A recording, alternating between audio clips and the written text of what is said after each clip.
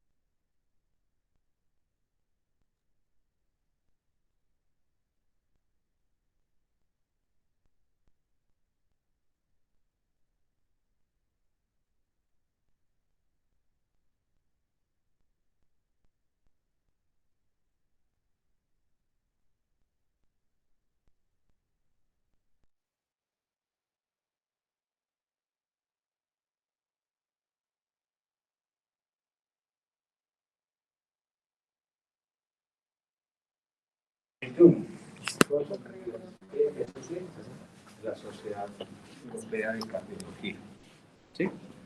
Las guías ESC. O sea que las más recientes, las más calienticas, son estas, ¿no? Ustedes la pueden encontrar en Google y pasar. Estas están en español y realmente hay pocas diferencias entre una y otra. Voy a hacer algunas anotaciones en qué cambió las guías del 2016 a la fecha, 5 años, ¿sí? Entonces aquí están la revista española de cardiología recomendando para lectura de estas guías del 2021, ¿sí? Bueno, en general, ¿qué es una falla cardíaca? ¿Sí? Y específicamente me voy a referir a falla cardíaca aguda, ¿cierto? Entonces, es un síndrome clínico, es decir, un conjunto de síntomas y signos. Síntomas generalmente debidos a incremento de presiones intraventriculares, ¿sí? Como la disnea, la fatiga, ¿sí? Edema maleolar, edema de declive, ¿sí? Y puede ir acompañado de algunos signos por estos mismos efectos de incremento de presión intraventricular, generalmente asociados como los crepitantes pulmonares, ¿sí? Por incremento de la presión capilar pulmonar, o signos como incremento de la presión venosa yugular por elevación de la PVC, ¿sí? Generalmente debidos a una anomalía estructural o funcional de los cardiomocitos, ¿sí? Esto entonces se asocia la mayoría de las veces a un bajo gasto cardíaco, ¿sí? Y a presiones intracavitarias elevadas, ¿sí? Otra manera de definirlo es la que ustedes ven ahí, como acabamos de ver, presencia de síntomas y signos, ¿sí? De falla que llevan a una hospitalización, ¿sí? Y que requiere tratamiento urgente, usualmente con drogas intravenosas. Es una forma de definir la falla cardíaca aguda, ¿sí?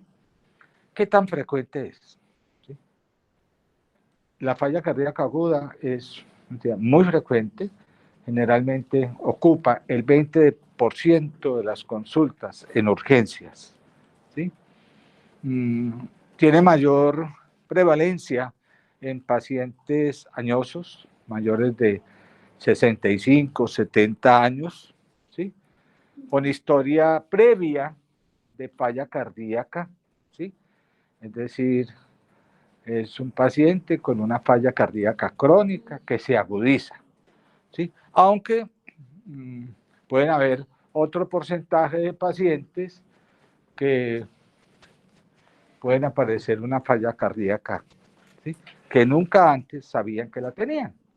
Es decir, más o menos entre el 75 y 80% de las fallas generalmente obedecen a una falla cardíaca crónica descompensada, ¿sí?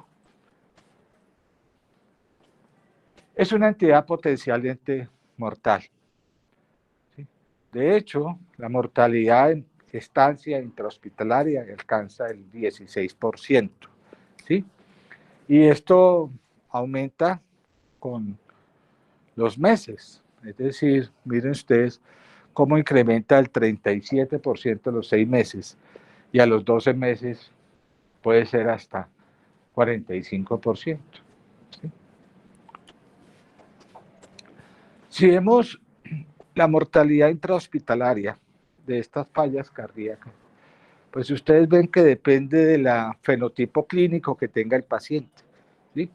Hay unas que tienen mayor mortalidad, por ejemplo, en el paciente posinfartado que hace un shock cardiogénico, este ocupa el mayor porcentaje de mortalidad en estos pacientes, ¿sí? Eso depende de qué tipo de falla cardíaca está presentando el paciente. ¿Cuáles las causas de que estos pacientes se hospitalicen? ¿Sí? Bueno, las principales causas, pongámoslas acá, una de ellas, la falta de adherencia al tratamiento médico. Es el paciente con falla cardíaca crónica que no hizo bien las recomendaciones, ¿sí? No tomó los medicamentos, se les olvida, tiene una dieta alta en sodio, etcétera. Mala recomendación, ¿cierto? Otra causa sería la infección respiratoria, sobre todo en pacientes con exacerbación de POC, ¿sí? Otra, el síndrome coronario agudo, ¿sí?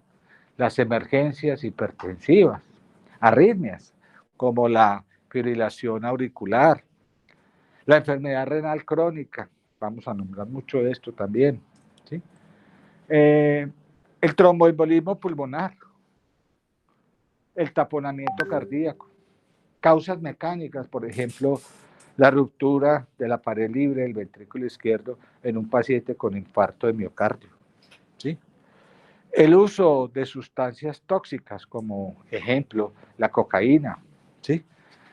Taqui o bradiarritmias severas. Ahí vemos una bradiarritmia en un paciente que puede tener un síndrome de taquicardia bradicardia o un bloqueo auriculoventricular avanzado.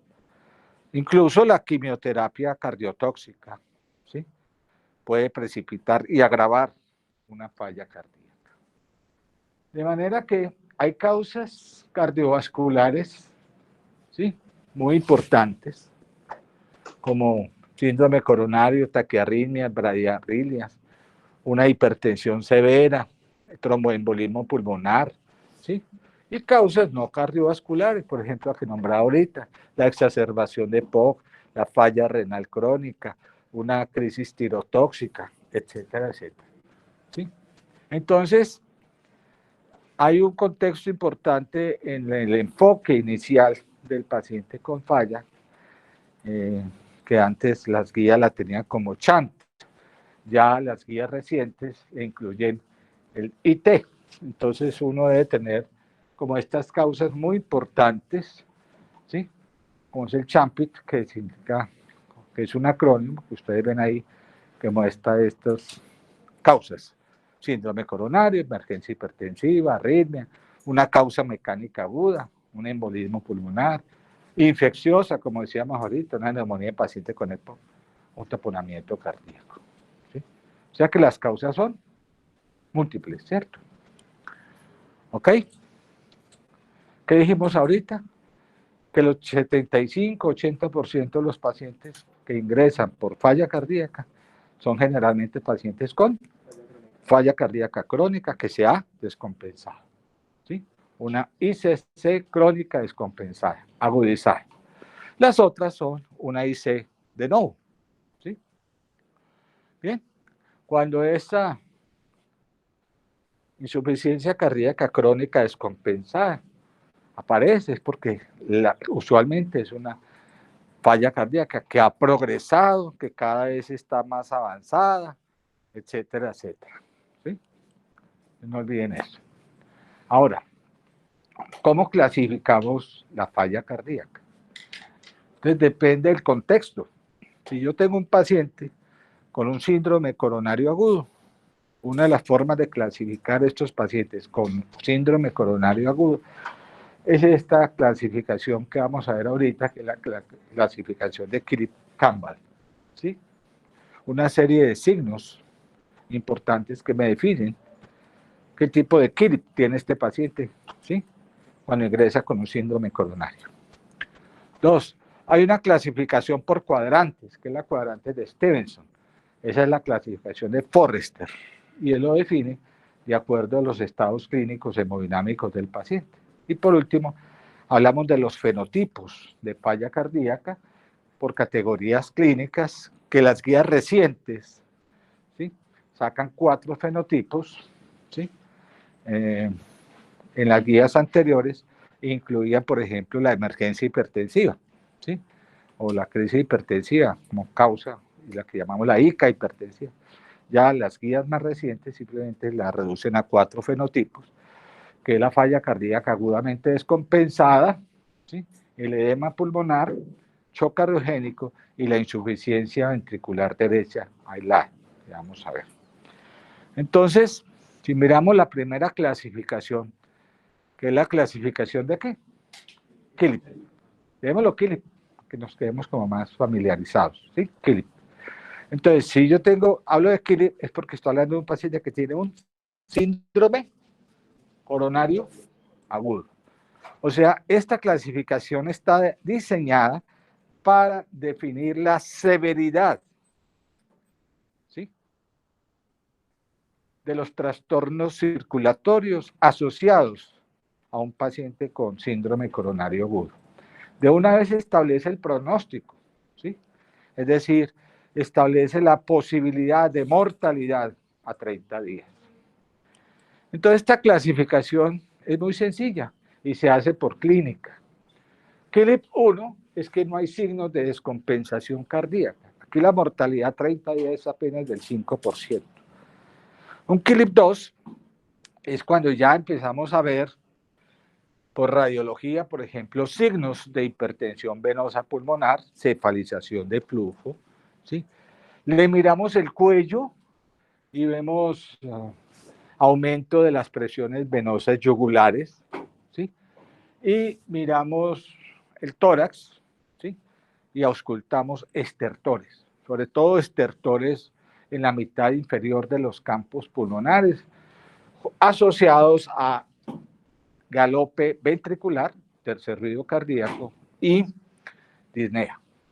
Esto es cuando hablamos que este paciente tiene un Killick 2 con una falla cardíaca moderada, ¿sí?, una falla cardíaca moderada, y que la mortalidad aumenta respecto al Killick 1, ¿sí?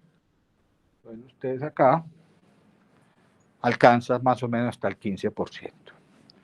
Killick 3 es que el paciente escuchamos estertores en la totalidad de los campos pulmonares. ¿Señor? ¿15% con respecto al 1? No, 15, la mortalidad es del 15%. Si lo compara con el 1, sería el 5, ¿cierto? Y Killick 4 es ese paciente, bueno, estos que se escuchan en estertores en los campos, es el paciente que tiene un síndrome coronario con edema pulmonar, ¿sí?, es una falla cardíaca grave. Ven ustedes que la mortalidad alcanza el 40%. Y si miramos el Killick 4, es ese paciente que ya entra en shock cardiogénico, donde la masa infartada ocupa más o menos el 70% de la masa ventricular, o sea que es por ejemplo, un paciente con una oclusión de una arteria importante, como el tronco de la coronaria izquierdo, la arteria, una oclusión proximal de la descendente anterior, ¿sí? Que son los que conllevan a shock cardiogénico. Entonces es un paciente que tiene hipotensión, vasoconstricción periférica, cianosis, diaforesis, oliguria, hipotenso, o sea, está hipoperfundido, una hipoperfusión severa, y aquí la mortalidad es muy alta. Miren ustedes cuánto alcanza, 80, 90%. Entonces, cuando uno dice, tengo un paciente con síndrome coronario, la primera pregunta que uno hace es, ¿qué? ¿Sí? 1, 2, 3, 4, que me está diciendo una vez entrada cómo está clínica y hemodinámicamente el paciente. ¿Sí? Para eso me sirve la clasificación de KILP. Hay otra clasificación, que es la clasificación clínico-hemodinámica, ¿sí? Es decir, de acuerdo al perfil hemodinámico del paciente, que es la clasificación de Forrester, ¿sí? Entonces, este Forrester simplemente es una orientación para mirar si el paciente está congestionado o hipoperfundido, ¿sí?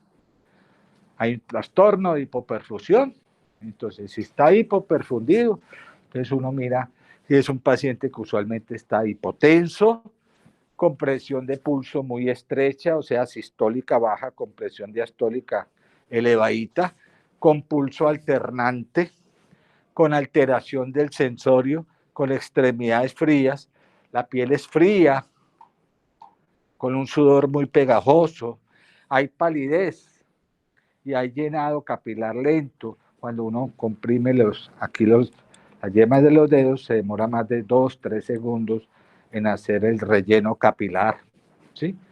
¿Esos son signos de qué? Hipoperfusión, ¿sí?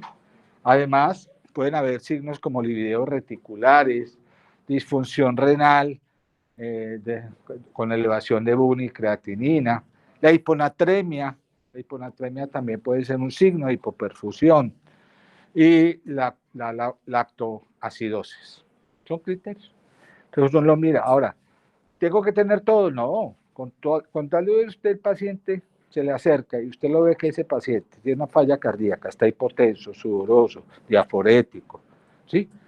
Etcétera, etcétera. Usted ya dice, está hipoperfundido. Yo no tengo que tener todos los criterios. Ahora, ¿está congestionado el paciente? Es decir, si tiene congestión, ¿esa congestión es dónde? ¿En qué sitios? En el pulmón. Y la congestión puede ser sistémica. Si es en el pulmón, es porque tiene la PCP elevada. ¿Y qué es la PCP? La presión capilar, que es una precarga elevada. Signo de congestión significa que tiene presión intraventricular elevada, precarga elevada, PVC y PCP elevada. PCP elevada, entonces congestión pulmonar. ¿Y cómo se manifiesta? Entonces el paciente va a presentar, mírenlo aquí, síntomas de disnea. Y esa disnea puede ser ortopneica, ¿sí? Disnea de pequeños esfuerzos, ortopnea, disnea paroxística nocturna, ¿sí? Y entonces aquí ya empezamos a ver, mire, estertores pulmonares, es un signo de congestión, con la aparición de un R3 o un R4, ¿sí? Me está diciendo R3 y o R4, porque puede ser simplemente un R3 o un galope ventricular, ¿sí? También puedo encontrarle, miro el cuello, ¿y qué tengo?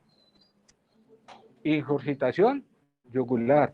Le miro el estómago y tiene hepatoesplenomegalia. Distendido, ¿por qué? Tiene ascitis, ¿sí? Le miro los pies, le miro acá, ¿qué tiene? Edema. O sea, es simplemente observación clínica. Mire ustedes que con un buen fonendoscopio y un tensiómetro ya define uno el perfil clínico hemodinámico del paciente. ¿Sí? Qué bonito. Entonces el paciente va a estar cursando shock hipovolémico. No, depende. No, eso no es signo de shock hipovolémico. El cardiogénico también depende. ¿Ah? O el shock cardiogénico también. Eso depende, vamos a hablar ahorita. ¿Sí? Le miro una radiografía de tórax, veo signos de hipertensión venosa pulmonar, cefalización de flujo, ¿sí? Y si le pido exámenes, voy a ver acusación, elevación de los péptidos natriuréticos que ya veremos, ¿sí? O sea que esta clasificación de ¿qué? ¿Cómo se llama? Se basa sobre todo en observación ¿qué? Clínica. Clínica. Usted con un buen ojo clínico, con endoscopio y un tensiómetro, con eso define, está hipoperfundido, está congestionado, o los dos, ¿sí? Ok, entonces, miren usted, las guías tienen esta tablita y le habla de eso, vea, entre más congestionado, la ortopnea será más que severa, vela aquí. Aquí, por ejemplo, hepatomegalia, claro, es una hepatomegalia congestiva, severa, el edema es mayor, pongámosle aquí, por decir algo, los rayos X que vamos a ver, cefalización de flujo, ¿sí? Etcétera, etcétera. Entonces, está eubolémico, está hipovolémico. Entonces, ese estadio clínico, hemodinámico, clasificación de Forrest, está basada en este principio fisiológico. Uno determina parámetros, ¿sí? Como son gasto cardíaco, cómo está el índice cardíaco, la precarga izquierda, ¿cómo valoramos la precarga? ¿Cómo valoro la precarga? Con la PSP. Y para medir PSP, ¿qué necesito? Lo puedo cateterizar, ¿cierto? Y puedo medir con ese mismo catéter índices de poscarga, la resistencia vascular, el índice de resistencia vascular sistémico. Entonces, cojamos lo normal. Lo normal es ¿qué? Lo normal sería que yo tuviese, lo normal, un índice cardíaco entre 2,2 y 4,5 litros por metro cuadrado de superficie corporal. Eso es lo normal. Lo normal es que tenga una PSP entre 6 y 12 milímetros de mercurio. ¿Sí? Y lo normal es que tenga promedio un índice de resistencia vascular entre 1.600 y 2.400 dinas por centímetro por segundo, elevada a la quinta parte, etcétera, etcétera. ¿Sí? Entonces hay unos parámetros de normalidad. Y lo que está fuera de él está normal. ¿Entienden? Entonces, si yo tengo un paciente, pongamos aquí, que tiene signos de congestión, solo signos de congestión, no está hipoperfundido, ¿cómo estaría acá? Si tiene congestión es porque la PSP está como elevada. Y no tiene hipoperfusión es porque el índice cardíaco está entre cuánto y cuánto. Eso, ¿sí? ¿Vamos bien? Eso es lo que está diciendo ese paciente. Eso es un paciente congestionado, puro, pero no tiene. O me voy para el otro extremo. Que es un paciente hipoperfundido. ¿Qué significa hipoperfundido? Tiene un índice cardíaco muy bajo, menor de 2,2, pero no está congestionado. ¿Y por qué no está congestionado? Porque la PSP incluso está bajita. ¿Sí? O me voy para ese que sí tiene los dos signos. Tiene signos de congestión e hipoperfusión, que sería este. Por eso la clasificación pone este grupo A, B, C, L. ¿Sí? Así debería ser ya, ¿no? Que sea más académico. L. ¿Sí? Punto. Ahí vamos bien. Entonces, ahí estamos hablando de cuadrantes. Cuando ese paciente está en esta clasificación B, es porque ese paciente está caliente y húmedo. ¿Caliente por qué? Porque no está hipoperfundido. ¿Y húmedo por qué? Porque está congestionado.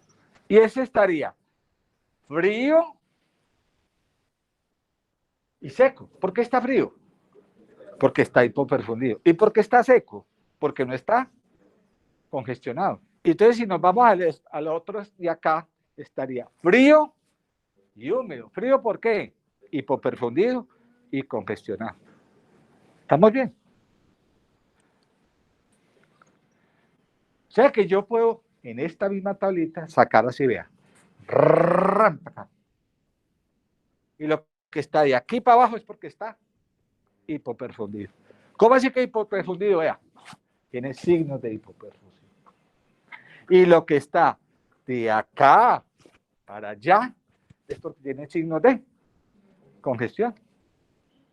Así de fácil. ¿Estamos bien? Pero es que es la clínica, uno mira qué clínica. ¿Sí? Entonces ahí tiene unas causas de ese paciente que está en esta clasificación B, que es típicamente el paciente con edema pulmonar. El edema pulmonar, ¿qué características tiene el edema pulmonar? Si es un edema pulmonar puro, cardiogénico puro, ¿sí? Es un paciente que tiene síntomas de congestión. Puede o no tener gasto cardíaco bajo. Eso depende a cómo lo vamos situando. C. ¿Qué grupo estaría el grupo C? Los pacientes con shock cardiogénico, que es A, B, C, L. ¿Sí? Shock cardiogénico. Y este L es ese paciente con falla cardíaca derecha. Dirán ustedes, doctor, pero es que yo puedo tener una falla diastólica al ventrículo izquierdo. Sí, estaría en el B. Yo puedo tener una falla cardíaca aguda descompensada, falla cardíaca crónica descompensada, estaría en el grupo B. Doctor, tengo un tromboembolismo, un infarto del ventrículo derecho, estaría en el grupo L. Pero estoy nombrando unos parámetros importantes. ¿Hasta ahora nos estamos entendiendo? Entonces, aquí que tengo el paciente con, aquí tengo el paciente con, y aquí tengo el paciente con derecho, pura. Un corre pulmonar agudo. Una de las dos causas más importantes de un corre pulmonar, de una falla cardíaca derecha, son el tromboembolismo pulmonar y la neumonía. En un paciente con EPOC, por ejemplo. ¿Sí? ¿Listo? Entonces, aquí saco los tres estados de la clasificación de Forrester, que serían los mismos A, B, C y L, ¿cierto? Entonces, A, que está ¿qué? Caliente y seco. Esto no me interesa discutirlo ahora. Eso es el paciente que tiene una tirotoxicosis, que tiene un shock séptico. No me voy a meter aquí. ¿Sí? Me estoy metiendo en este, que es el paciente con ¿qué? Edema pulmonar. ¿Sí? En este, C. Sí, porque es el sí. Shock cardiogénico. Y L, la falla cardíaca derecha. ¿Sí? Entonces, ¿dónde está ese paciente con falla cardíaca crónica descompensada? Estaría como entre nivel B. ¿Sí? Nivel B. Después la vamos a ver. Entonces, aquí está B. De acuerdo al índice cardíaco, de acuerdo a la PSP, uno se orienta y lo saca.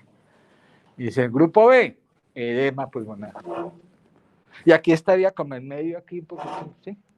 Una falla cardíaca crónica descompensada. Aquí estaría shock cardiogénico y aquí estaría falla cardíaca derecha. ¿Sí? ¿Listo? Esa es la segunda clasificación. La tercera forma de clasificarla es por los fenotipos. ¿Sí? En el 2016 incluía la ICA hipertensiva, fenotipo por una hipertensión severa. ¿Sí? Aquí no, aquí lo resumen en 4 grupos. Y esas bolitas no son caprichosas, porque me está diciendo que la principal causa de una falla cardíaca es la insuficiencia cardíaca crónica descompensada, agudamente descompensada. ¿Qué porcentaje ocupan estos pacientes? hasta un 80, 75, 80, depende del autor. Y otras causas, paciente que no hizo un edema pulmonar, un shock cardiogénico o una insuficiencia ventricular derecha. Principal causa de shock cardiogénico, ¿cuál es? Un infarto. ¿Sí? Principal causa de una falla ventricular derecha, dos causas. Tromboembolismo pulmonar, que después vamos a hablar que sería un tromboembolismo pulmonar que antiguamente llamábamos masivo, hoy en día tiene otro nombre. Entonces aquí están las 4 presentaciones clínicas. Y si uno mira desde el punto de vista de presentación clínica, ¿cómo estaría el paciente con falla cardíaca agudamente descompensada? Mire que puede estar tibio y húmedo. Húmedo es porque está ubicado en ¿dónde? Está congestionado. Tibio es que no tiene como un gasto cardíaco tan bajito. O puede estar frío y húmedo. Mire. ¿Sí? Estos pacientes entonces tienen síntomas de congestión y tienen síntomas de incremento de presiones intraventriculares izquierdas. ¿Sí? Entonces la PVC y la PCP están elevadas. Entonces PVC, ¿congestión de qué tipo? No, por eso. Sí, congestión de qué tipo? Sistémica. Congestión, sí. Entonces digo, lo voy a mirar en la cama, congestión sistémica, ¿qué le miro? Cuello, ¿qué le miro? Ingurgitación yugular, ¿sí o no? Le miro el abdomen, está distendido. Hepato, esplenomegalia, edema, hay congestión venosa sistémica. No, tiene una PCP elevada, congestión pulmonar. ¿Qué tiene? No, por eso, congestión pulmonar, ¿cuáles signos? Los cutos. Estertores, por decir algo. ¿Sí? Es ese paciente que usted lo ve, y ese paciente que tiene disnea progresiva, de grandes a medianos pequeños, ortopneico, con disnea paroxística, tiene síntomas de congestión pulmonar. ¿Sí? Estos pacientes usualmente, a diferencia del edema agudo del pulmón, ¿sí? El comienzo es más gradual, ¿sí? Y son pacientes que tienen disfunción del ventrículo izquierdo crónica ya establecida y empiezan a retener sodio y agua cada vez más, cosa que les agrava y les genera más problemas de retención de líquido y lo demás. Este es un enfoque que vamos a ver, porque si ese paciente tiene síntomas de congestión, ¿sí? Lo voy a descongestionar. ¿Y por qué se congestiona? Porque retiene ¿qué? Líquido, agua. ¿Y qué más retiene? Sodio. Te lo dará un diurético tipo natriurético, ¿sí? Que aumente la excreción de sodio y agua, lógico, ¿cierto? 2, no, es que este paciente está hipoperfundido, porque también puede estar hipoperfundido, signos de hipoperfusión. Entonces yo le daría, si está hipoperfundido es porque tiene gasto cardíaco, ¿cómo? Disminuido. Entonces voy a darle una droga que aumente la contractilidad. Y a eso lo llamo un inotrópico. ¿Sí? Ese paciente puede estar, por ejemplo, no solamente hipoperfundido, sino hipotenso. Entonces yo le daré un agente vasopresor. Y allí empiezo a combinar. Mire que estoy hablando palabras claves. El edema agudo del pulmón fundamentalmente es un síntoma asociado ¿a qué? Congestión, con gran insuficiencia respiratoria aguda. Y si está congestionado es porque esa congestión, el edema pulmonar, tiene elevación de la presión de la precarga ¿de qué lado? Izquierda, que es la PCP elevada. Y si esa PCP elevada es porque hay congestión pulmonar, edema pulmonar puro. ¿Sí? ¿Estoy bien o no? Entonces, si este paciente tiene una congestión pulmonar, ¿sí? yo voy a poner una regla. Digo, lo primero que le voy a poner a este paciente son diuréticos. ¿Sí?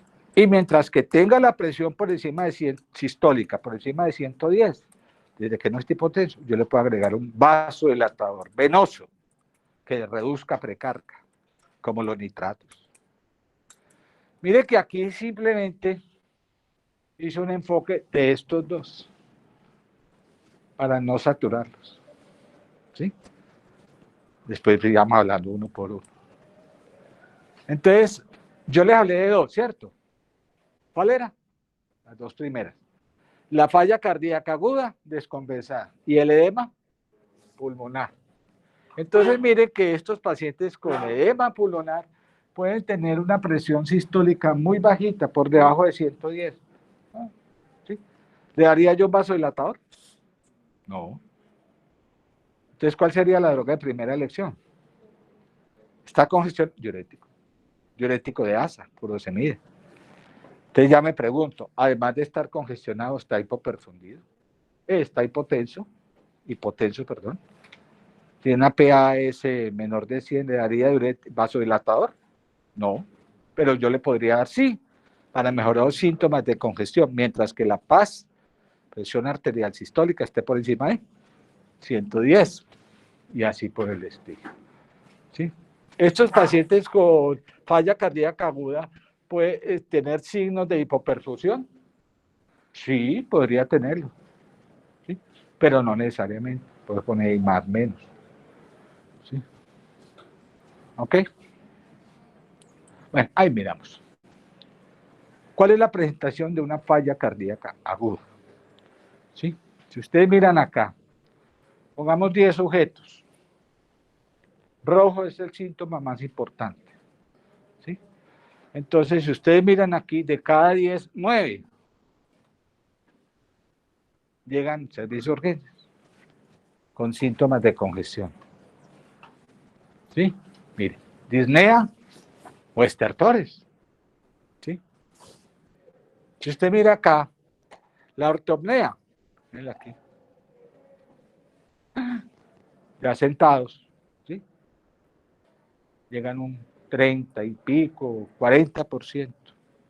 Disnea paroxística nocturna, que es esta que aparece aquí, ¿ve? No alcanza el 10, 15%. O sea que el síntoma más dominante es ¿cuál? Síntomas de disnea, es el paciente que llega con ¿qué? Disnea progresiva, de grandes a medianos, síntomas más importantes. ¿Sí? Entonces la disnea, ¿ok? Ocupa una alta sensibilidad como síntoma importante de falla, ¿sí? Siendo otros menos sensibles, ¿sí? Y entre los signos importantes, mire que los signos tienen una baja sensibilidad, pero una alta especificidad. Si ustedes miran ahí, son pacientes taquicárdicos, con estertores, con edema, con galope ventricular, ¿sí? Con ingurgitación yugular. Miren la especificidad por encima del 90%, con un valor predictivo, sobre todo el galope ventricular. ¿Sí? ¿Ok?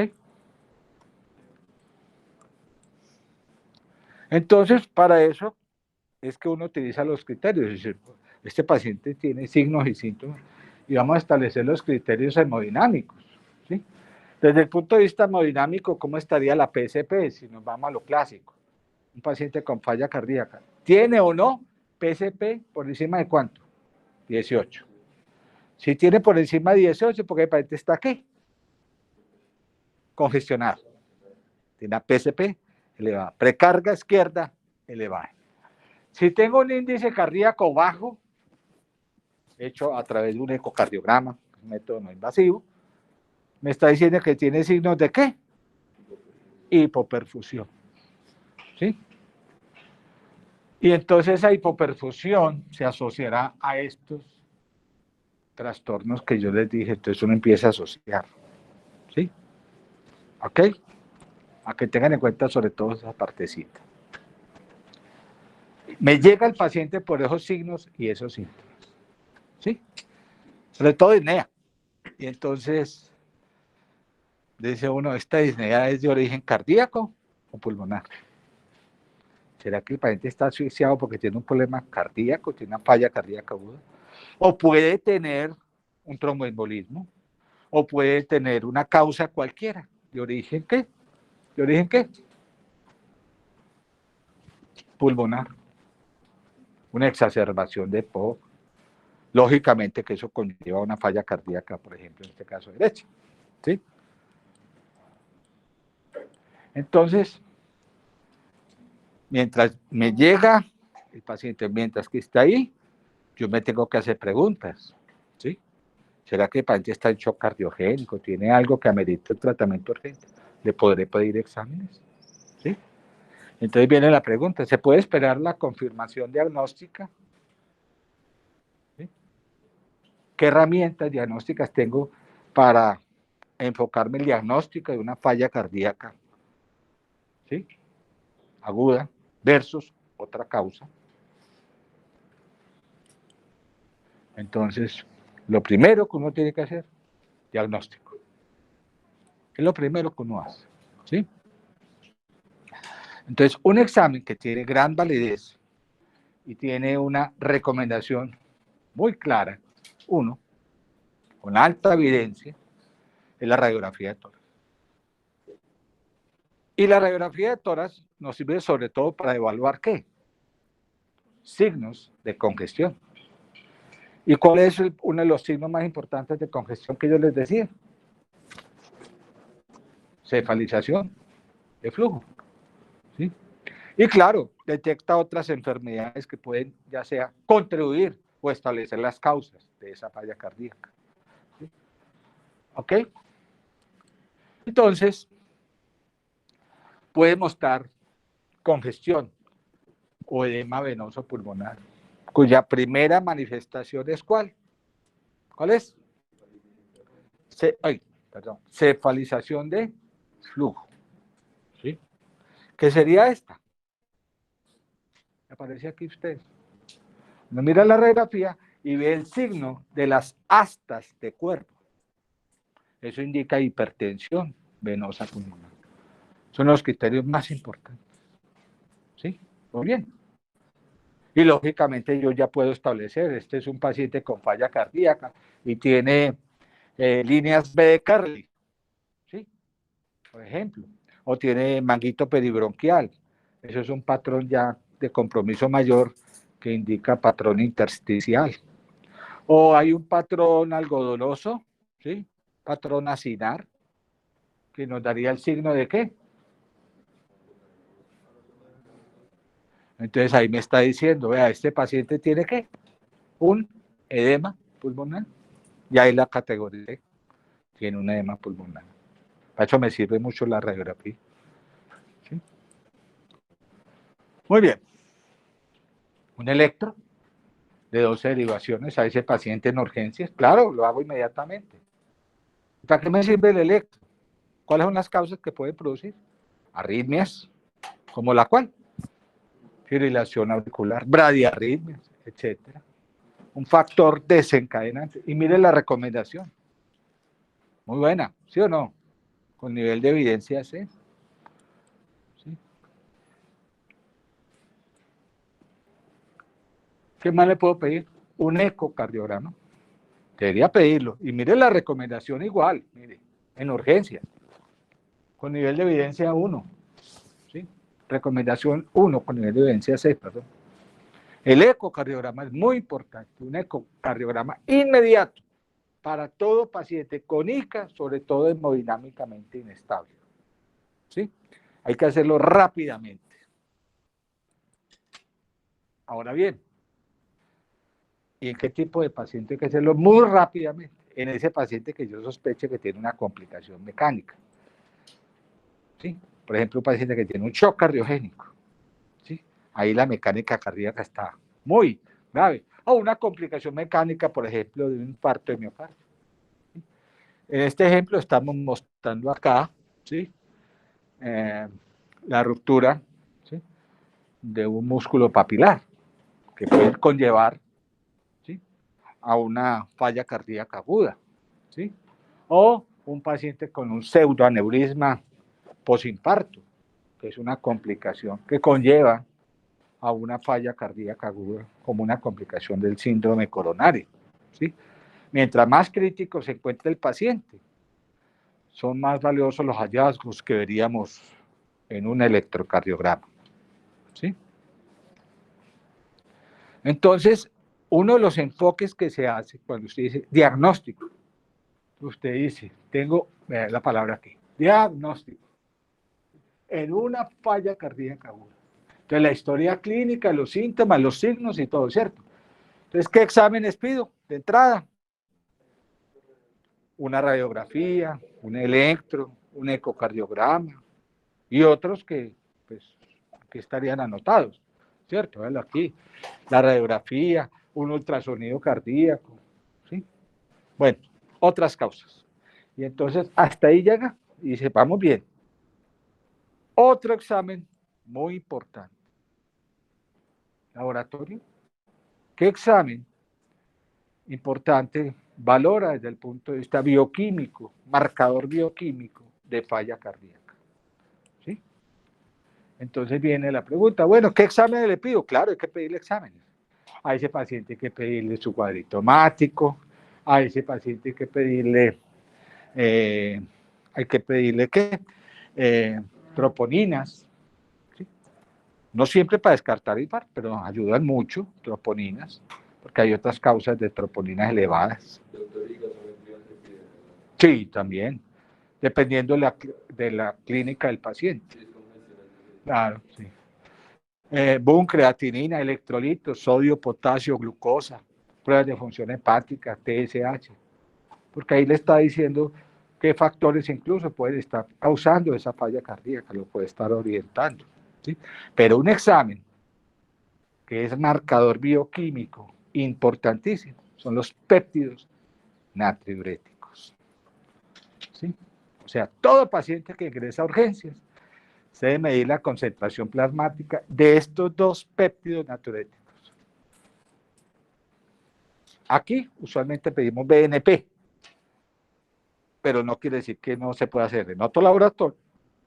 El NT, ProBNP, ¿sí? Y estos dos péptidos natriuréticos diferencian muy bien si la disnea es de origen cardíaco o de origen pulmonar. Péptido natriurético. Miren la recomendación que tiene la prueba de péptidos natriuréticos. Está en verde. 1. Muy alta. ¿Sí? ¿Cuáles péptidos natriuréticos? BNP y el NT, ProBNP. Muy bien. Una prueba de gold estándar. ¿Sí? Ok. Tienen una alta sensibilidad. ¿Sí? Eso quiere decir que el valor predictivo positivo puede estar alto entre más niveles estén elevados estos péptidos natriuréticos, ¿sí?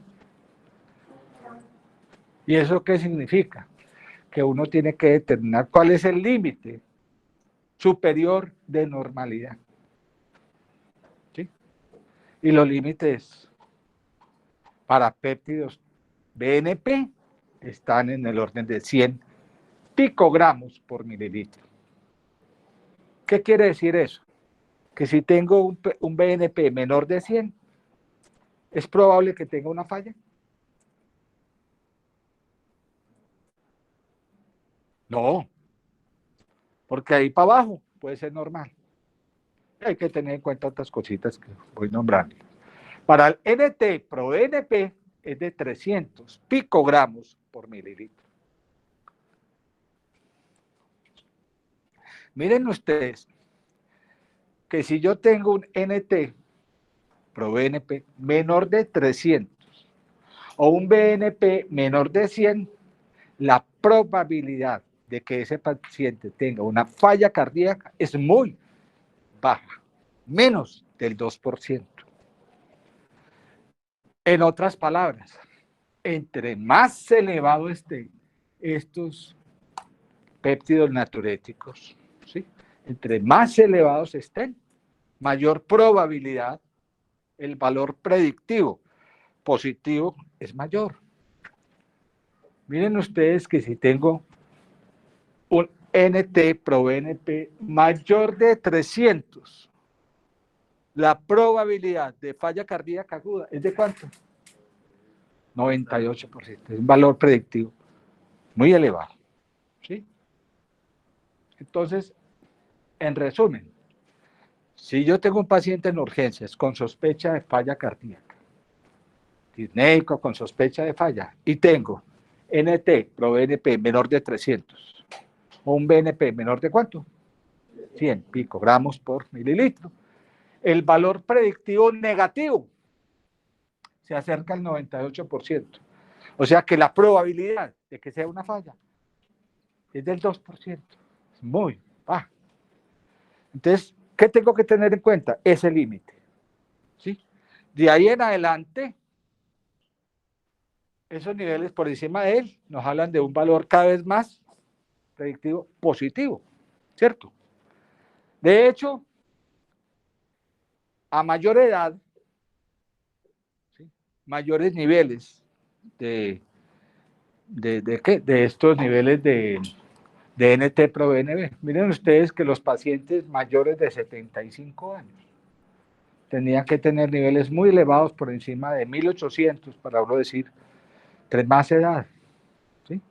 Pero en términos generales, lo que dice la guía es suficiente.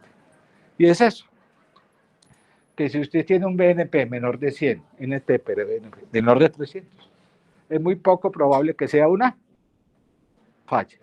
Pero si tiene esos niveles elevados, la probabilidad es muy alta. Ahí lo tiene. Listo. Eso es para que se use.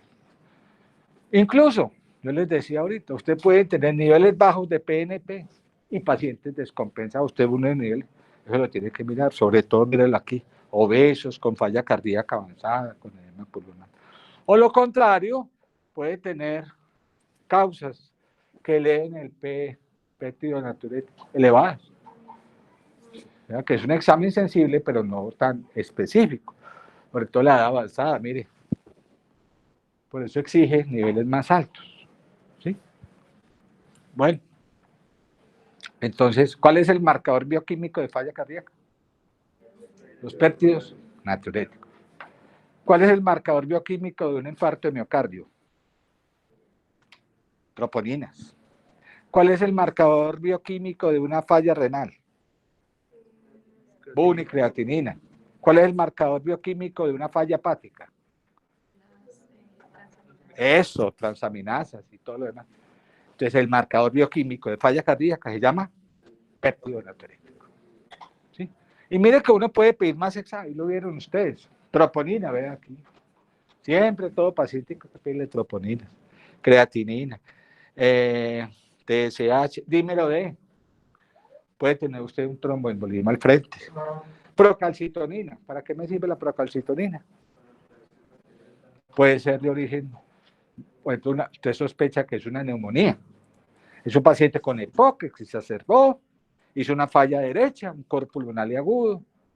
Era un paciente epoquiano y de un momento a otro empezó con disnea, estertores, muy hinchado, muy distendido. Y usted ve y escucha estertores y dice, ¿será que esto es una neumonía? Está febril, etcétera. Procalcitonina le ayuda. ¿Entró en falla cardíaca? Sí, claro. Derecha, aguda. Es un coro pulmonar agudo, etcétera, etcétera. Entonces, la guía nos habla de todos estos exámenes. Creo que nombré los más importantes. ¿Cuáles son? RX, electro, ecocardiograma, péptidos natriuréticos. ¿Está claro, cierto? Entonces viene el enfoque, que es lo que yo voy a hablarle a ustedes. ¿Cómo voy a tratarlo?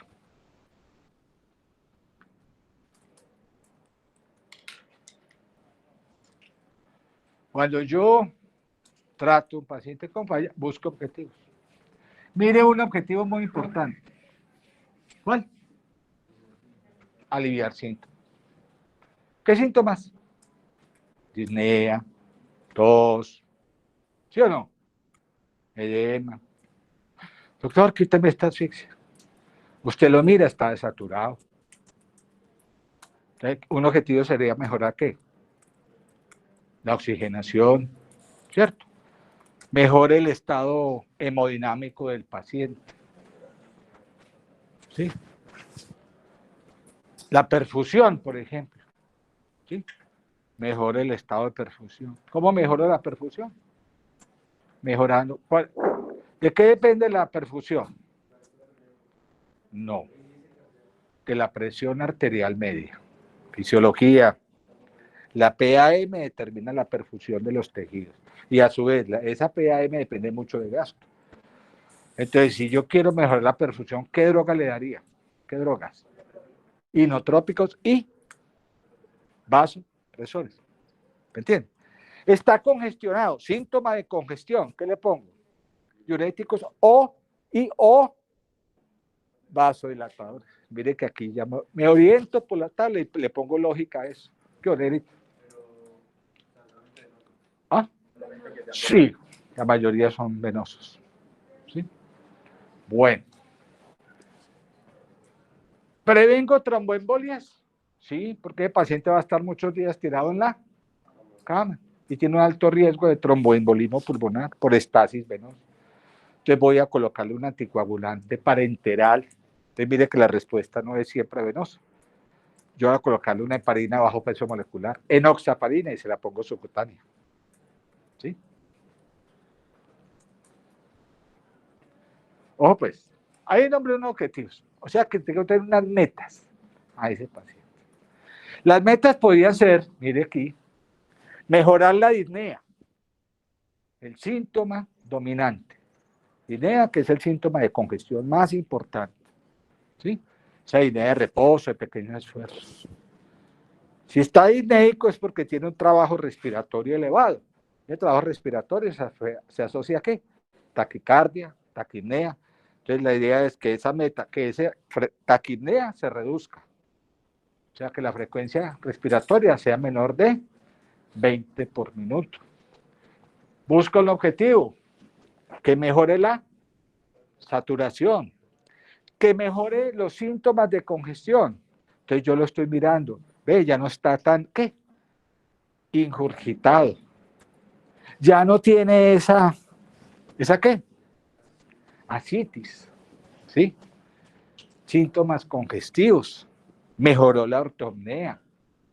Ya puede acostarse. Ya no necesita 3 almohadas para dormir. ¿Sí? Etcétera, etcétera.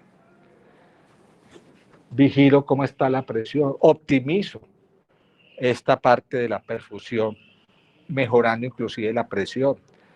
Vigilo el gasto urinario. Entonces el paciente ingresa y dice, póngale una sonda vesical. ¿Y para qué me sirve medir la sonda? Ponerle sonda. Para mirar cómo está la diuresis. Entonces, cuando ustedes le pregunten en anestesia, en medicina interna, donde quieran que estén parados, y tengan un paciente en un pueblo, por ahí bien lejano, en la Pacuac, donde quieran ponerlo, ¿sí? Dice, voy a medir gasto cardíaco. Póngale una sonda vesical. Si el paciente tiene gasto cardíaco bajo, el paciente no orina bien, no tiene una buena diuresis. ¿Sí? Está oligúrico. Oligúrico significa que tiene menos de 400 mililitros de orina en 24 horas. Una orina más o menos entre 1200, 1500 en 24 horas. Entonces, cuando uno mide las ondas, señorita, ¿cuántas horas han pasado? 3 horas, doctor. ¿Cuánto está orinando? Entonces uno mira y dice, doctor, está orinando 300 mililitros por hora.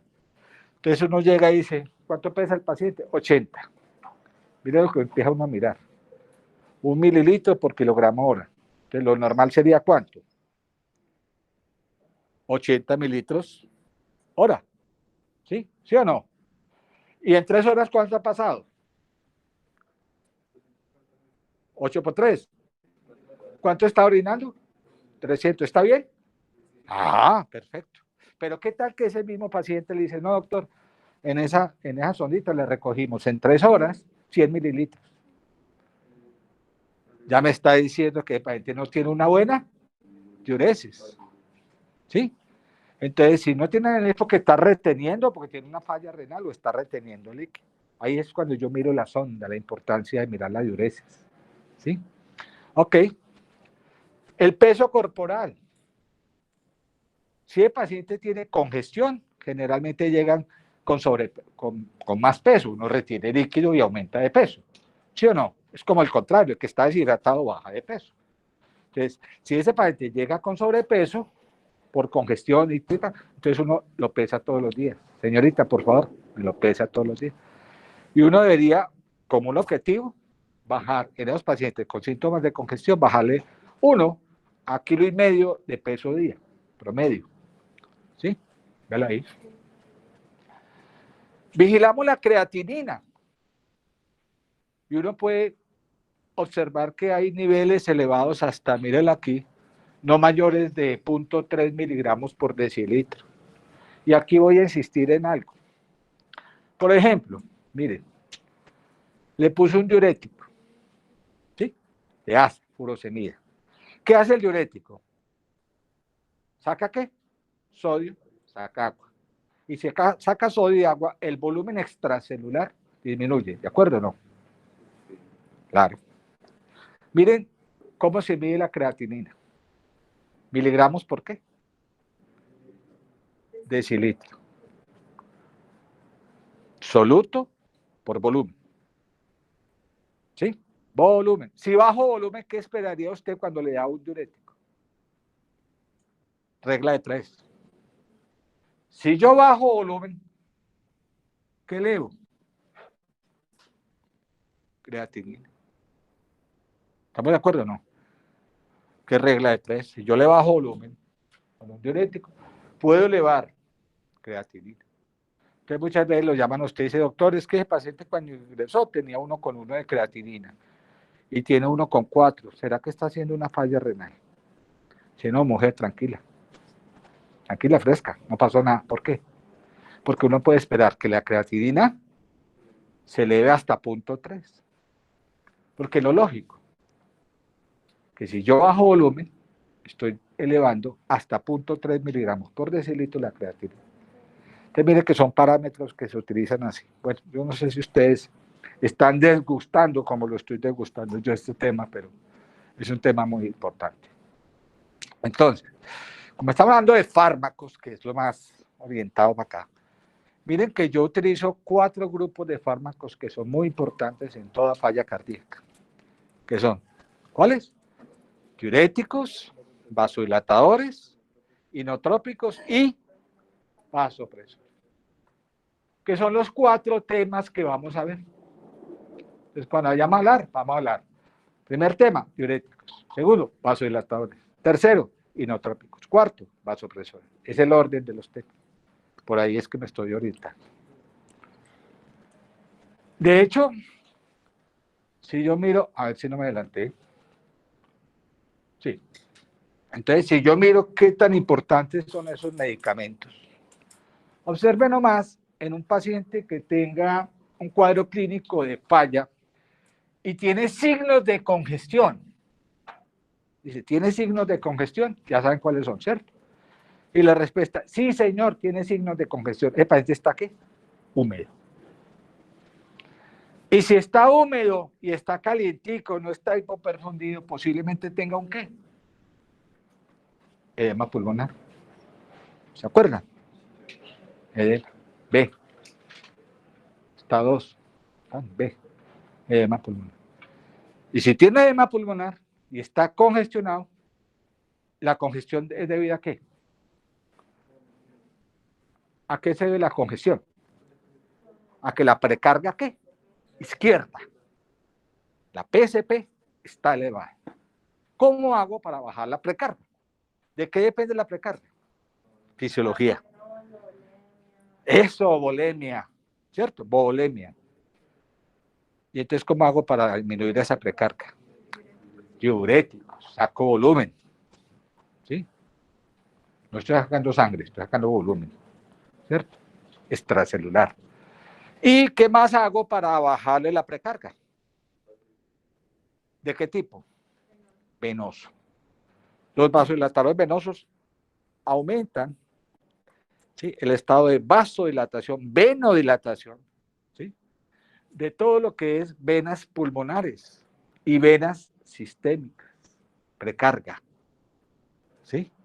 Entonces, si yo le doy un venodilatador, estoy mejorando esto. Estoy bajando la precarga. Eso es lo que hago. ¿Ya me entendieron? Ahora, yo tengo un paciente que puede estar o no húmedo y frío. O sea, que está con síntomas de congestión y de hipoperfusión. Es el típico paciente con shock cardiogénico. Entonces, si tiene un shock cardiogénico, el problema de este paciente no es ni la poscarga ni la precarga, sino la contractilidad. Falló la contractilidad. Allí falló la precarga, está elevada, ¿sí? Aquí está fallando la contractilidad. Entonces, ¿qué le doy? Inotrópico. Y como esa contractilidad afecta de una manera al gasto cardíaco, el gasto cardíaco va a bajar la presión. Entonces, si está hipoperfundido con hipotensión severa, le daría un agente vasopresor para mejorar la perfusión de los tejidos. Entonces, mire, aquí como yo empiezo a analizar. No, que es que ese shock cardiogénico tiene una edema pulmonar. Bueno, ahí es donde usted ya puede o no indicar si le agrega un diurético, un vasodilatador asociado, ¿qué? Mientras que no esté hipotenso, ¿sí? Y después hablamos de asistencia ventricular y todo esto, ¿sí? ¿Ahí voy bien? Ok, más o menos. Entonces, cuando uno hospitaliza a un paciente, dice hospitalizar, sala general, cuidado intensivo, observación, posición de semifowler, ¿sí? O sea, así están, acostaditos, ¿sí? Pongamos oxigenoterapia. Ya va a hablar de la oxigenoterapia. Oxígeno a necesidad. ¿Ah, cierto que no? Generalmente requieren oxígeno, ¿qué? Porque son pacientes de alto flujo. ¿Se acuerdan? O sea, podríamos darle, ¿qué? Mascarillas con sistema Venturi, porque son pacientes taquicárdicos, taquipnéicos, la taquipnea, esa irregularidad ¿sí?, del patrón respiratorio obliga la mayoría de las veces a poner un sistema de alto flujo, una mascarilla con sistema Venturi, ya sea el 28, 32, el que usted considere, oxigenoterapia, humidificada permanente.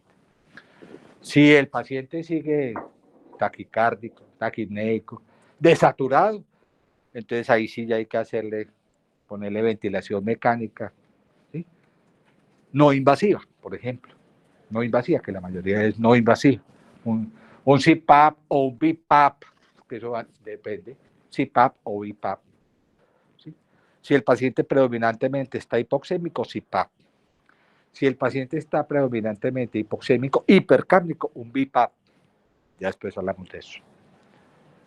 O intubarlo y hacerle ventilación mecánica invasiva. Hay criterios para eso. Anticoagulante, ¿sí o no? ¿Profiláctico de qué?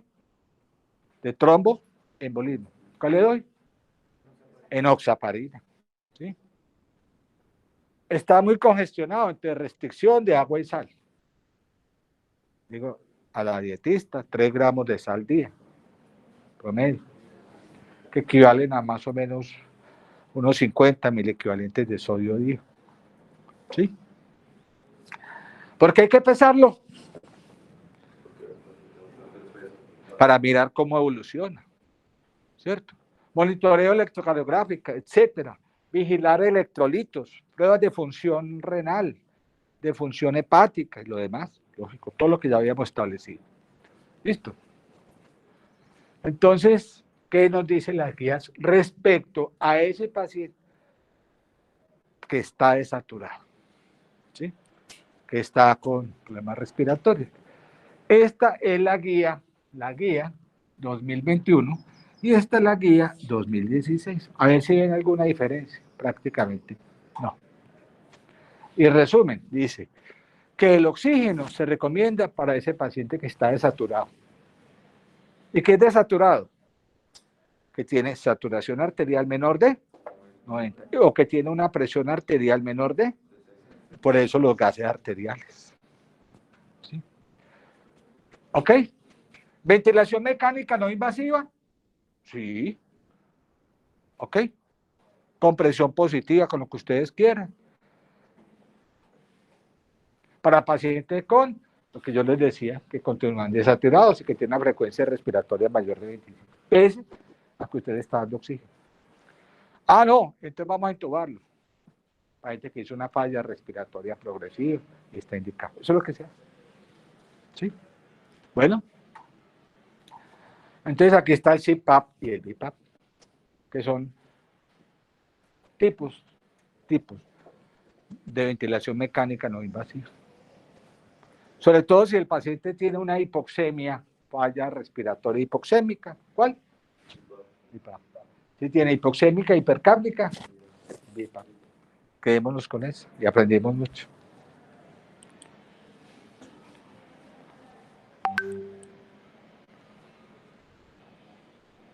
¿Diuréticos? ¿Cuál? El que más se usa, diurético de asa.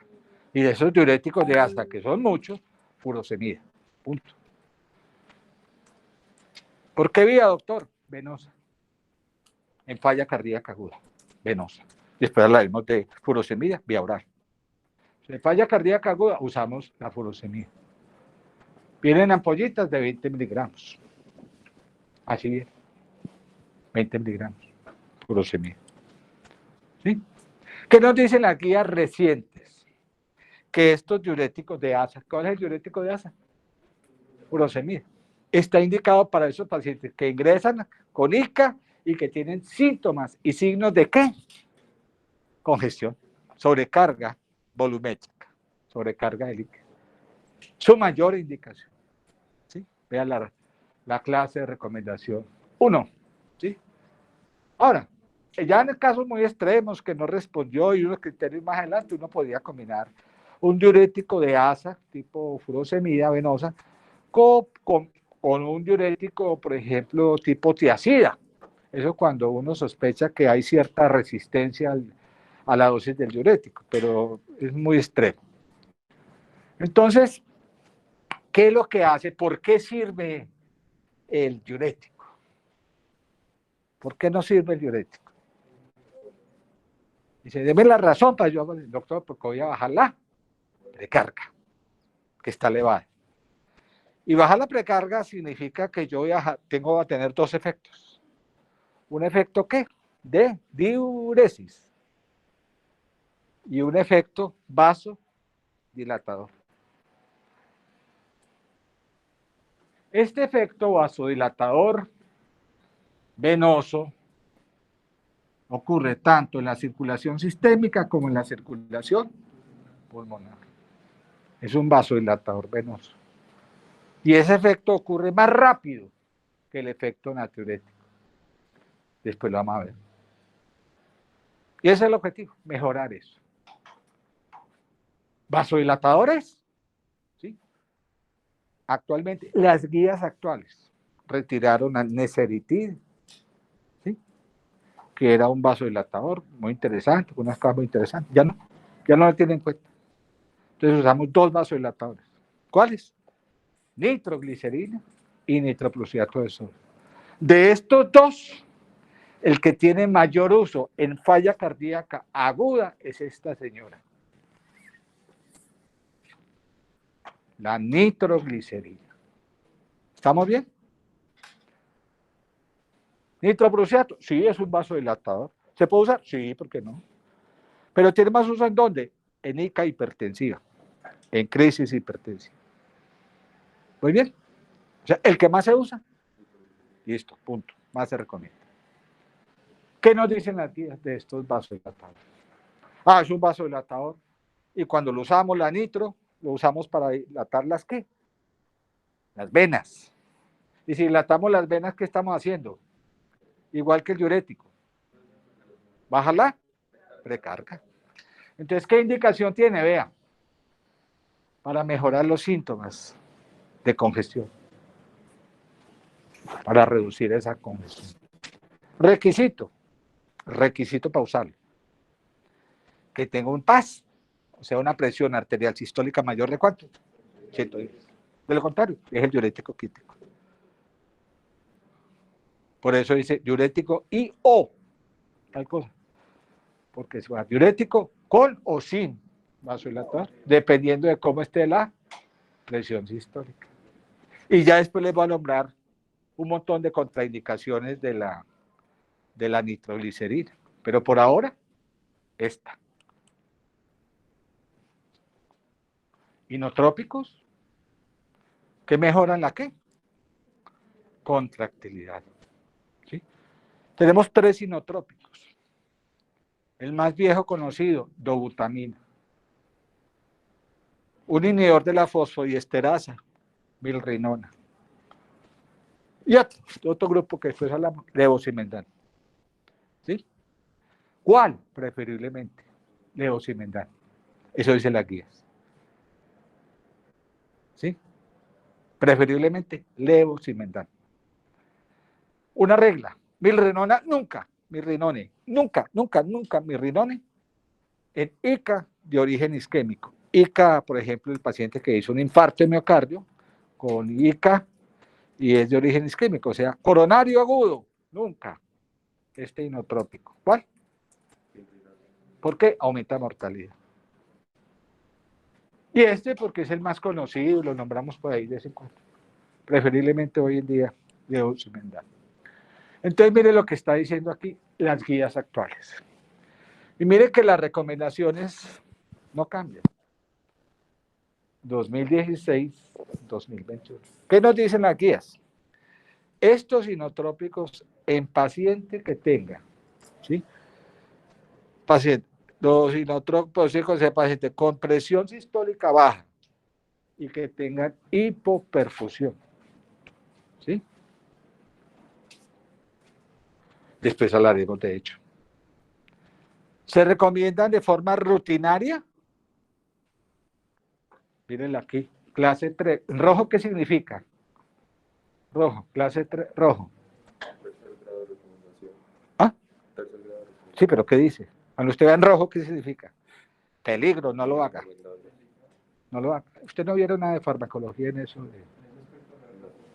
Pues niveles de... Pero en todas partes lo consigo. Pero cuando usted vea un rojo, 3, no lo haga. Prohibido, contraindicado. ¿Sí? Cuando vean verde, ¿qué significa? Alegre. Cuando le vean amarillo, bien, 2A. Cuando le vean así como medio ese colorcito, 2B. Y 3, no. Entonces, ¿cuándo no? Mire, no se recomienda de forma rutinaria. ¿Sí? A menos que el paciente esté, sobre todo, ¿qué? O sea, de entrada no lo va a poner. ¿Es ese paciente hipoperfundido? Sí. ¿Sí? ¿Por qué? Y ya le voy a decir por qué. Porque los inotrópicos, en estudios muy serios, no han demostrado reducir mortalidad. Mejoran parámetros hemodinámicos, algunas cosas, pero no mejoran mortalidad. Y si los comparamos con vasodilatadores, son mejores los vasodilatadores que los inotrópicos. Después será tema de discusión. Entonces, si está hipoperfundido, o sea, ese paciente con gasto cardíaco muy reducido que está hipoperfundido, ¿sí? Ese podría estar indicado. ¿Sí? ¿Ok? ¿Y cuál tenemos? Dobutamina, milrinone, levosimendan. ¿Cierto? Sobre todo, por ejemplo, en un posinfarto de miocardio con síndrome coronario agudo. ¿Sí? Levosimendan. Vasopresor.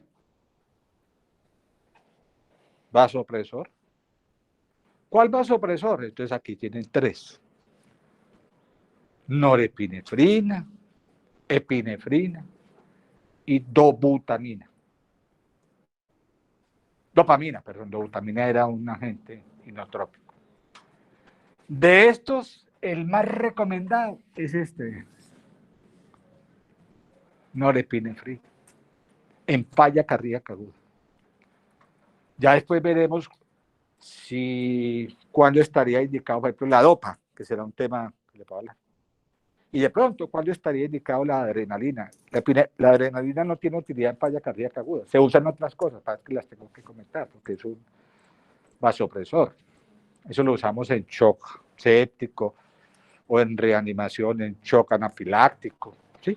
Pero no lo usamos en falla cardíaca aguda como tal. Entonces, mire que ya les pinté a ustedes todos estos fármacos, ¿sí? ¿Y qué nos dicen las guías? Vean. Preferiblemente la qué. En esos pacientes que tienen un colapso circulatorio.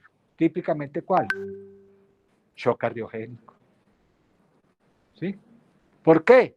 Porque no solamente eleva la PAM, que es la presión arterial media, y elevando la presión arterial media aseguro la perfusión de los tejidos, de los órganos. Eso es lo que busco cuando yo doy, por ejemplo, adrenalina, para mejorar eso, para incrementar la ¿qué? Presión arterial media, y de esa manera asegurar la perfusión. Opiáceos, opioides, morfina a un paciente con ICA, ¿sí? Recuerden que la morfina es un alcaloide de esta planta, de la amapola. ¿Sabían eso? La amapola. Y ahí se sacan extractos, alcaloides, como la morfina, entre otros. ¿Sí? ¿Listo? ¿De dónde viene la morfina? De la amapola. Punto. ¿Sí? Listo. ¿Se usa morfina? Sí. Puede mejorar la disnea, la ansiedad, el dolor, muchas cosas. Sin embargo, ¿qué nos dicen las guías? 2000, hace 5 años, dice, se podrían considerar, sí, sobre todo el paciente disnéico con ansiedad, como le dice ahí. ¿Sí? ¿Qué dice la guía hoy? ¿Cómo pone el letrero? Rojo. ¿Vamos bien? Rojo. Ya cambió. Dice, el uso de opioides no está recomendado. Rutinario. ¿Y por qué? Porque estudios han demostrado que ellos pueden, incluso, mírenlo aquí, mire abajo, aumentar mortalidad. De hecho, requieren más ventilación mecánica, la hospitalización se prolonga, etcétera, etcétera. ¿Uso rutinario? No. Preferiblemente, no. ¿Sí? Otros fármacos en falla cardíaca, sí, claro. Puede ser el paciente que ingresó por una arritmia cardíaca, en falla, ¿cierto? Por ejemplo, ¿cuál? ¿Qué tipo de arritmia? La FA, la fibrilación, ¿sí o no? Fibrilación auricular. Entonces, está indicado controlar la frecuencia cardíaca en estos pacientes para minimizar el riesgo de agravamiento de la falla, sí. Entonces, por ejemplo, en una falla cardíaca aguda por una FA, uno de los objetivos es reducir la frecuencia ventricular. Llega muy taquicárdicos. Al reducir la frecuencia ventricular, mejora gasto cardíaco, etc. Entonces usamos básicamente beta bloqueadores venosos o digitálicos, podrían ser, para mejorar eso, etcétera, etcétera. Entonces hablan de aquí. Pero no es el tema que nos va a centrar hoy. ¿Ok? Entonces aquí estaría como el resumen de lo que ya dijimos. Listo. Entonces, por aquí me oriento. Vamos. Entonces, cuando habla la guía, dice, haga un enfoque general. Un enfoque. El enfoque es que cuando tengo una falla cardíaca, lo primero que tengo que preguntarme es si está estable hemodinámicamente o no. Y cuando está con inestabilidad hemodinámica, posiblemente tenga un ¿qué? Shock cardiogénico, tendrá un tromboembolismo pulmonar masivo, de alto riesgo, ¿sí? Etcétera, etcétera, ¿sí? O está estable hemodinámicamente. Si está estable, ya nos permite, dice, hombre, busque otras causas, ¿sí? Estamos hablando de, ¿no? ¿Cuáles son las causas? El champit. ¿Qué es el champit? ¿Recuerda? Síndrome coronario agudo. H, emergencia hipertensiva. A, arritmia. Causa mecánica, que quiera una ruptura de pared libre. Embolismo pulmonar, infección. Taponamiento. Taponamiento es muy relativo. Taponamiento da inestabilidad hemodinámica. A pesar de que la guía lo pone aquí abajo. Entonces, uno ya empieza a hacer otra fase de tratamiento, mire. Ya empieza a decir, no, ya podamos hacer diagnóstico, hagámosle péptidos, hagámosle esto, hagámosle ecocardiograma, etcétera, etcétera. Ahora, si está hemodinámicamente inestable, acuérdense que hay que pedir un ecocardiograma urgente, porque hay que descartar, mire, ¿cuál? ¿Hay que descartar qué? Un shock cardiogénico. ¿Por qué lo produjo? Tiene un infarto, hizo una ruptura de la pared libre, lo que sea. Un tromboembolismo tiene signos de eso. Hipertensión venosa pulmonar aguda, etcétera, etcétera, trombo intracavitario, lo que sea. ¿Sí? Si esos pacientes están inestables hemodinámicamente, es lo que dice, rápidamente a esos pacientes hay que ponerle un inotrópico, un vasopresor, ¿sí? Lo que sea, eso muchas veces no da tiempo, o hacerle soporte. No está estable hemodinámicamente, esto es lo que ya les decía, ya nos da tiempo para buscar y hacerle tratamiento. Entonces, esto es lo que hace. Esta es la guía anterior, solo que aquí le agregué el IT. ¿Sí? Pues la guía anterior está diciendo lo mismo. ¿verdad? En la fase urgente, primer contacto, usted pregunta, ¿está estable hemodinámicamente? Mire, shock cardiogénico, falla respiratoria aguda. Ese va a requerir, si tiene un shock cardiogénico, por ejemplo, va a requerir asistencia mecánica, farmacológicos tipo inotrópicos, vasopresores, rápidamente, de una, si no le muere el paciente. Tiene insuficiencia respiratoria aguda, póngale el oxígeno. No le respondió, agréguele qué, ventilación mecánica, no invasiva o invasiva, hay que intubarlo, hay que hacerle traqueostomía, etcétera. ¿Listo? Ahora, ya en los primeros 60, 120, descartando esto, usted busca la etiología y ya determina. ¿sí? ¿El tratamiento de qué tipo? Específico, dependiendo de la etiología. Entonces, el tratamiento específico que hablan las guías se refiere a esos pacientes que tienen los fenotipos, los 4 fenotipos de las categorías clínicas. ¿Sí? Pensando en esto, siempre, ¿cómo es? En la cama del paciente, identifique el perfil clínico de hemodinámico. En la cama. Yo no necesito pedir ecografía ni cosas raras. Yo lo miro, ausculto y tomo. Tomo presión, ¿cierto? Entonces yo digo, ¿está qué? ¿Qué es lo primero que digo? ¿Está hipoperfundido o está congestionado? ¿Está húmedo, caliente, húmedo, frío o frío seco? ¿Sí? ¿Hay congestión? Sí, señor. ¿Y por qué congestión? Está húmedo por esto. ¿Hay hipoperfusión? Está frío. ¿Por qué? Por los criterios que ya les dije. Así empieza uno. Es lo que uno hace. Entonces, si uno dice, no, está congestionado, pero no está,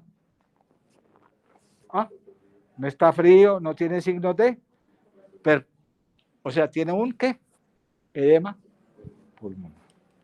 Tiene un edema pulmonar. ¿Cuáles son los 2 medicamentos básicos? Diuréticos, vasodilatados. Punto. Que más adelante vamos a hablar que pueden haber otras medidas, ¿sí? Cuando no responden a estas medidas terapéuticas. Por ejemplo, la ultrafiltración, ¿sí? en algunos pacientes muy selectos. Húmedo y frío, ¿qué tiene? Húmedo y frío, diagnóstico. Shock cardiogénico. ¿No lo ven ahí? Shock cardiogénico. Y si tiene un shock cardiogénico, ¿cuál es el problema de él? Grave.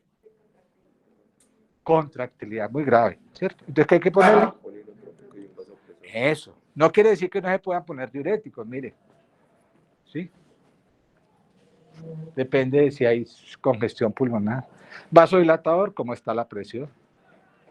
¿Sí? Inotrópico, vasopresor. ¿Sí? Muy bien. Entonces, cogamos el primer fenotipo. Simplemente lo resumimos. Esto es lo que vamos a coger, desglosarlo uno por uno. Hoy simplemente es como una abrebocas. Entonces, la guía nos lo muestra así, dice las guías 2021. Dice, primer fenotipo, falla cardíaca descompensada aguda. ¿Y por qué la nombré de primera? Es la más frecuente. 75, 80% de pacientes que ingresan llegan por eso. ¿Qué paciente? Con falla cardíaca crónica que se descompensó. ¿Sí? Entonces aquí nos lo orienta y nos dice, vea, ya vimos los mecanismos, ¿se acuerdan? Entonces nos dice cómo lo oriento. Entonces lo primero que pego, una falla cardíaca aguda descompensada, es preguntarme si está congestionado. Porque también puede estar, ¿qué? ¿Se acuerda que está en ese nivel B, aquí bajito? ¿Sí? ¿Está congestionado? ¿Sí? Si está congestionado, ¿cuál sería la droga? Directamente. Diurético. Punto. Está congestionado e hipoperfundido. Diurético de asa, ¿más? ¿Más qué? Eso, considero inotrópico. ¿Verdad? ¿Cuál es el inotrópico más adecuado? ¿Qué me recomienda? Leo. Sí, mire cómo ya empieza. Ahora, ya la guía empieza a mostrar otras cosas más graves, ¿cierto? Después la analizamos. Pasada 4 o 6 horas, que la congestión continúa, entonces ya empezamos a subirle dosis al diurético, que es tema que hablaremos de ello, o le puedo combinar con otro diurético tipo tiazida, ¿sí? Y si sigue y se sospecha que hay resistencia, entonces ya uno puede hacer terapia de reemplazo renal, etcétera, etcétera, ¿sí?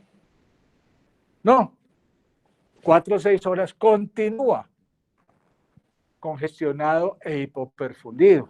Aquí es cuando ya le digo inotrópico, le agrego ¿qué? Vasopresor. Preferencialmente ¿cuál? Eso. Y si aún después de eso continúa con eso, después vamos a hablar de soporte circulatorio, ¿sí? Soporte circulatorio, ya sea un balón de contrapulsación, cosas más raras, pues. No es el tema mío. Entonces, en ICA, ¿se usan los diuréticos, sí o no? Eso ya habíamos dicho. ¿Sí?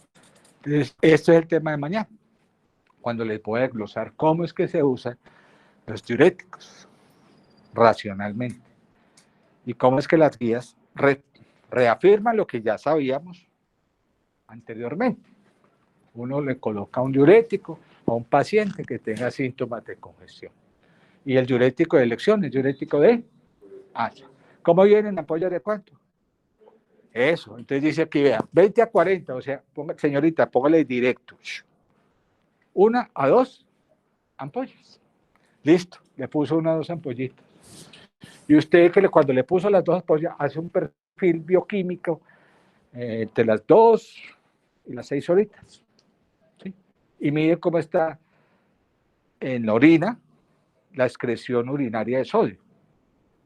Y mira cuánto está excretando en esas 6 horitas. ¿Sí? Y si usted nota que esa excreción, mire, después de las 2 horas, la excreción urinaria está entre 50 y 70, le va a decir, buena respuesta. Más de 50 a 70 miligramos litro en ese examen de orina. Sodio urinario. O usted mira la diuresis del paciente y nota que en las primeras horitas, mire, está eliminando entre 100 y 150 mililitros hora. O sea, pongamos que pasaron 6 horas. ¿Cuánto había eliminado? ¿De 600 a cuánto? A 900. ¿Sí o no? 6 horitas. Dice, por encima de ahí, bien. Si no, es que hay una mala respuesta. Y ahí empezamos a ver cómo es que se hace todo eso, pelota. Eso es lo que se hace. ¿Sí? Ahora, si tengo un edema pulmonar, ¿sí? ¿Qué patrón da un edema pulmonar? ¿Patrón qué? En ala de mariposa, que sería como el patrón qué? Algonoso, pero recuerden que un edema pulmonar cardiogénico, las primeras manifestaciones son la qué? Cefalización de flujo. ¿Signo de qué? Astas de cuerpo. Sigue luego un patrón intersticial, líneas B de Kerley, manguito peribronquial. Y ya más avanzado, cuando ya la PCP está muy elevada, por encima de 25 milímetros, la PCP, ya empieza a mostrar este patrón de tipo algodonoso. ¿Sí? ¿Ok? Y aquí es cuando uno lo ve y dice, ah, fue pucho. ¿Sí? ¿Y cuál es el problema de esos pacientes? Es un edema pulmonar cardiogénico. ¿Cuál es el problema? Que tiene la PCP muy elevada, la precarga muy elevada. Entonces, ¿qué es lo que tengo que hacer? Bajar la precarga. Si tengo precarga elevada en ese paciente, es porque la PCP está elevada. Y eso haría congestión venosa ¿de qué tipo? Pulmonar. ¿Y cuáles son los síntomas? Vea, tos, estertores, ortopnea, apnea paroxística. Todo eso es signo de PCP elevada en una falla cardíaca. Ah, ¿daría signos de PVC elevada? No, es un edema pulmonar. Y entonces, ¿qué es lo que tengo que hacer? Reducir esos síntomas de congestión venosa, ¿sí? Y entonces la primera, como vamos a ver después, primera droga de elección, es bolo intravenoso de diurético. Ah, que le agrego, no, yo veré si cojo las guías o no, y le pongo un opiáceo, no creo. ¿Le puedo combinar con a ese diurético un vasodilatador? Sí, ¿cierto? Sí, ¿por qué no? Pero ¿qué tengo que vigilar? La presión sistólica. Si esa presión es mayor, aquí hay un error. Si es mayor de 110, sí le puedo colocar un vasodilatador. ¿Cuál? Nitroglicerina. Nitroglicerina. Y ya después le digo, yo veré cuánta dosis le pongo de nitroglicerina y miro la respuesta. Y si veo que la presión se me bajó mucho, entonces suspendo el vasodilatador. No, que no está haciendo una buena diuresis con todo esto. Entonces subo dosis del diurético y hago todo lo que tengo que hacer, que veremos mañana qué hacemos. Es un edema pulmonar agudo, fundamentalmente dos fármacos, ¿cierto? Grandes. ¿Cuáles son? Diurético, vasodilatador. ¿Sí? Después hablaremos de ello. Acuérdense que está el oxígeno. A este paciente hay que el oxígeno, ventilación mecánica asistida. Miramos si en ese edema pulmonar, ¿sí? La presión está por encima de 110. Puede ser un diurético de asa de entrada o agregar un vasodilatador, depende de las circunstancias que vamos a ver. Si ese edema pulmonar se acompaña de signos de hipoperfusión, entonces ya le podría agregar ¿qué? Un inotrópico, porque la causa de las causas más comunes de edema pulmonar es que es de origen cardíaco, ¿sí? Se llama edema pulmonar cardiogénico.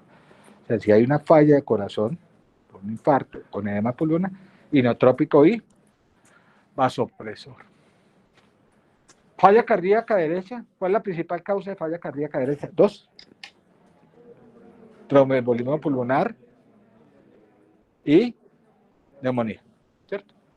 El paciente con EPOC. Entonces, mire que en falla cardíaca derecha nosotros vamos a ver causas. Por ejemplo, un infarto. Aquí le agrego otra causa. Falla cardíaca derecha. Un infarto de cara inferior con extensión al ventrículo derecho. Es una causa de falla cardíaca derecha. ¿Sí? O un tromboembolismo de alto riesgo, como ya les decía. ¿Sí? Si ese paciente tiene eso, pilas porque el manejo es distinto. Entonces, falla cardíaca derecha, se utilizan los diuréticos muy poco. Muy poco. En falla cardíaca derecha, sobre todo asociadas a infarto del ventrículo derecho, no se utilizan de rutina fármacos que reduzcan precarga. O sea, ¿cuáles? Diuréticos, vasodilatadores. No. El problema de falla cardíaca derecha es que esos pacientes tienen un trastorno de falla izquierda. Dicen, ¿y por qué? ¿Por qué falla el lado izquierdo si hay una falla derecha? Efecto de fisiología. Yo, que ustedes mandan esa fisiología al balcón de los recuerdos, al baúl de los recuerdos. Efecto de Bernheim. La interrelación del septum. Si falla el ventrículo derecho, ese ventrículo derecho se abomba y comprime el izquierdo. Y entonces el gasto cardíaco del lado izquierdo se va al suelo. Entonces muchos de los pacientes con falla cardíaca derecha van a tener trastornos del inotropismo, de la perfusión, ¿sí? Están hipoperfundidos, ¿sí? Etcétera. El manejo esencial de un paciente con falla cardíaca derecha se centra sobre todo en agentes inotrópicos, de los cuales usamos levosimendan y dobutamina. ¿Sí? Entonces pongamos el otro para irnos. Shock cardiogénico. Principal causa de shock cardiogénico, ¿cuál es? Infarto agudo del miocardio. ¿Sí o no? Síndrome coronario. Que puede ser producido por otras causas. Principal causa, síndrome coronario.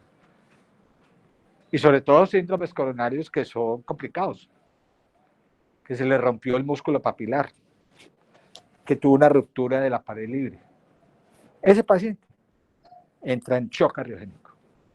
¿Y por qué hace un shock cardiogénico? Porque la masa del ventrículo izquierdo se han cruzado en qué porcentaje? Más del 70%, un infarto grande. Por eso un shock cardiogénico lo vemos cuando hay un síndrome coronario que afecte, ¿qué tronco? Tronco coronario izquierdo.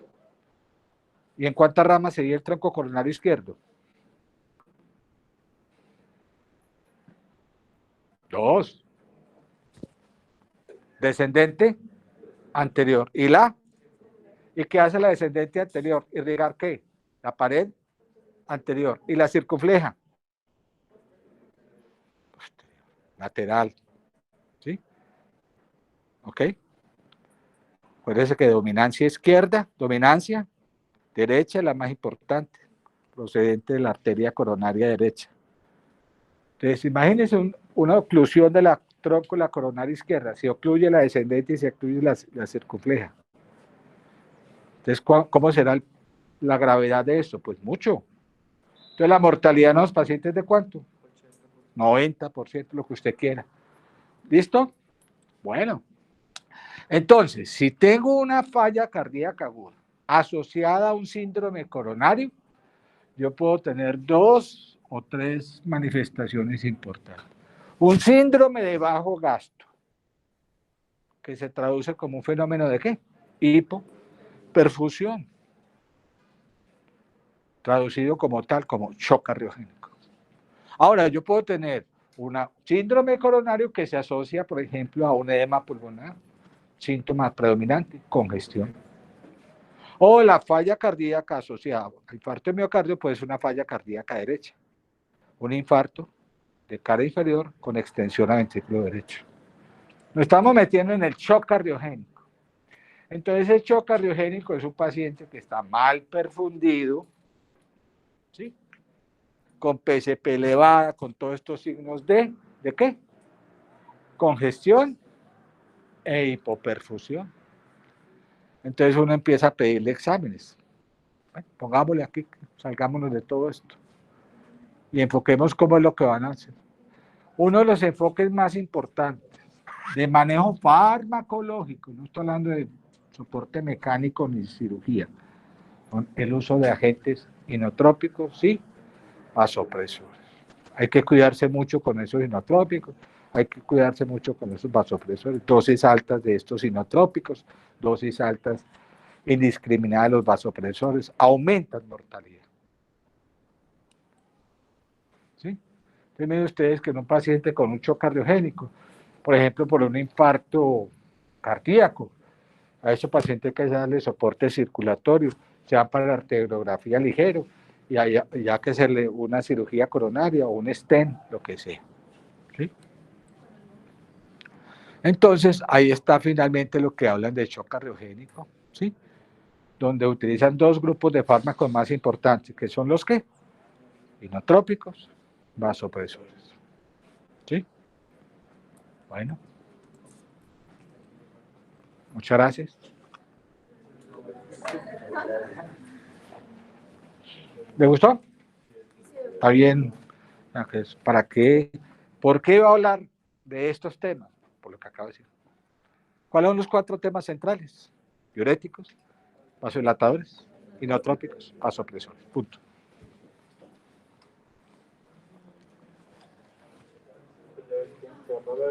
Bueno, ¿quería presentar? Retíremela.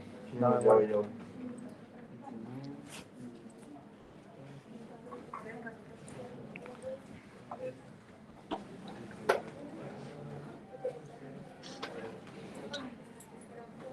Rubiela.